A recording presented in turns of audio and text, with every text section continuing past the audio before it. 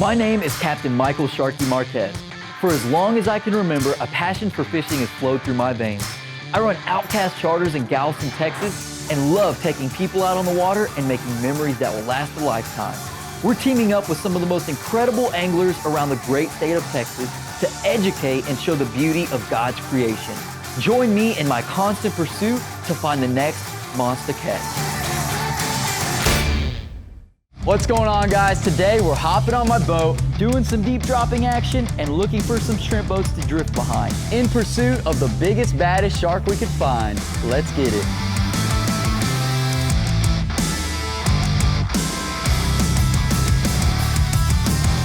So first, we're pulling up towards the jetties to try our luck with the deep drop rigs on top of an old military dump ground. So the ladyfish, this is a key bait when you're looking to target big sharks. They love the bloody, oily texture of this fish. So what we're gonna do is we're gonna make a downward cut about halfway through the ladyfish, and check out that. I almost wanna leave a little bit of extra here to flop around, give it a real natural look in the water, but also release that scent. I'm gonna take this circle hook, hook it through the eye, and it goes through the hard part of the head. We have 200-pound monofilament, a size 6-ounce egg sinker to get that bait all the way to the bottom, and this is about 300-pound coated steel cable. So we're gonna drop these baits around 40 foot down, set the clickers, set the drags. We're hoping for something big, but let's see what we can find. All right, guys, got our first hit on the deep drop. Time to see what this thing is. Woo! Beautiful Atlantic sharp nose.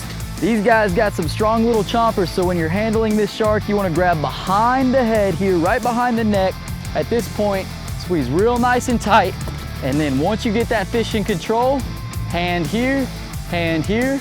And the safest move to do this is to get something to put your butt on, get some leverage, and squeeze tight with those legs as you remove this hook. The determining factor of this shark is its pretty little white spots running all the way down the side.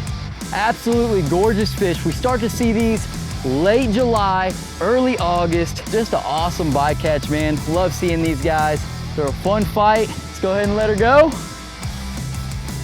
So it looks like nothing big is hanging around here. Let's pull up our anchor and head towards the shrimp boats to see if we can find some monster sharks. All right, guys, so we pulled up to our very first shrimp boat and everything looks primo. What's really awesome about fishing behind these shrimp boats is that when they're trolling, they're accumulating lots of bait in their nets, and those big sharks, they swim up behind looking for an easy meal. We have a 130-pound steel wire, we've got a size 12-aught circle hook, and we've got a big reel ready to cast in. When I use this wire leader, I try to get it at least 4 foot. When that shark is diving deep, we don't want his tail or his really rough skin to come back and hit our main line and cut it, so we use a long leader to prevent easy breakoffs. And we are ready to cast this bait behind this shrimp boat and get hooked up. Game time, baby. So we're gonna let this fish take the bait. Looks like a solid run. Woo! Time to set the hook. Lock down, drag, lift up. Yeah, baby! He's on! Oh, look at him jumping. Jump clean out the water. Huge fish. We got a monster. Woo! Look at this. He is just dumping my line on this reel. Best thing we can do in this situation, hold that rod tip up. If he gives us any slack, keep it really nice and tight here. Oh, nice. Absolutely beautiful black tip, maybe even 5 foot. This thing is an awesome fighter. We're gonna put a rope on this fish. We're gonna get it right around the head, boat it, and really try to calm this fish down so it doesn't thrash too hard. Now that we boated this beautiful fish, it's really important that before we try to go and grab this thing, that we have her belly side down. This is gonna keep her a little bit calmer than if she was on her side or upside down. And now it's time to put our knees right here on our pectoral fins and apply pressure to the top of the head. This will really keep her docile when removing this hook. My knees go on the pectoral fins. I'm applying pressure straight down onto the fish. Now it's time to reach over here, grab your pliers, and get this hook out. All right, just like that, nice and smooth. You don't want to stick your fingers up in its gill plates or anything like that. You're going to take your hand, slide it, starting right at the top of the gills, not applying too much pressure on them. You're gonna work your hands down to the jaw. You're gonna squeeze as tight as you can on that jaw, and we're gonna lift her straight up, just like that. We're all about catching and releasing out here. enjoying God's creation, and we are stoked to have the opportunity to catch this beautiful 5-foot black tip. Let's go ahead and release her and get another one. It's a monster, baby. Over the side. 1, 2, 3. And there she goes. All right, guys, we had a good fish pick up our float line right behind the nets on that shrimper up there.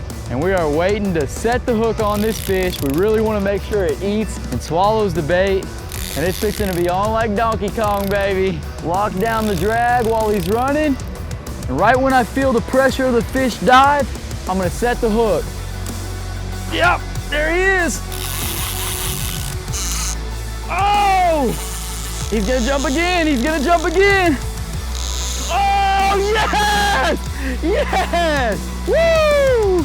Alrighty, guys, so this is a spinner shark. You gotta be really careful when you're boating these fish, because as you can see, they get pretty wild. So we've got a rope right there around its jaw. We're gonna very carefully boat this fish, put it right there and lock down. We're gonna remove this hook. There she goes, woo! When you're fishing out here for these big sharks, you really wanna know what species is what. As you can see, when I lift this shark up, its bottom anal fin right down there has black all around it. Because that bottom anal fin is black, that means this is a spinner. We're gonna go ahead and get this girl back in the water and go after another monster shark. Let's do it. This thing is screaming line, jumping hard. We're getting low. I'm gonna set the hook and hold on. Yep. Oh, big fish.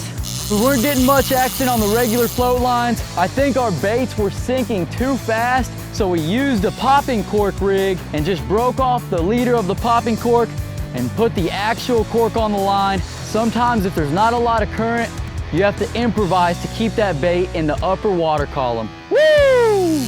Nice size fish. Another epic black tip shark, even bigger than the last. This one is over 5 foot for sure. I was stoked to get this fish on the boat. Woo! Time to let her go. Live another day. So sharks are one of the most misunderstood fish of the sea. These things got a lot of love. I know it sounds crazy. They really help to keep our ecosystem in check, and they're a key factor in a healthy marine environment. They're some of my favorite species to go out there and target. They put up a killer fight. It always keeps you guessing.